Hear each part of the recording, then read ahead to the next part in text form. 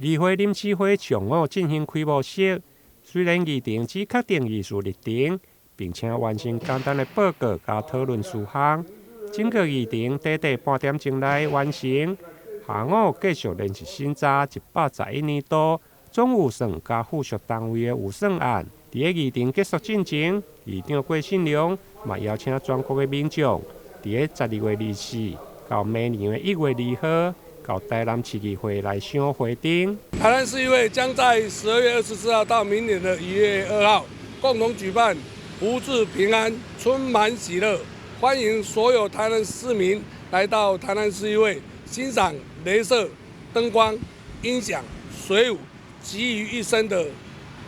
活动。欢迎所有全国的乡亲一起小酒小菜来台南市议会看灯会。台南市议会伫前年推出小小的灯会，甲去年台南共好的系列活动，得到民众袂歹的回响。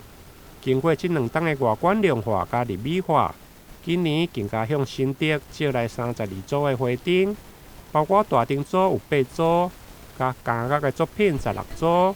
目前正伫议会广场来布展当中，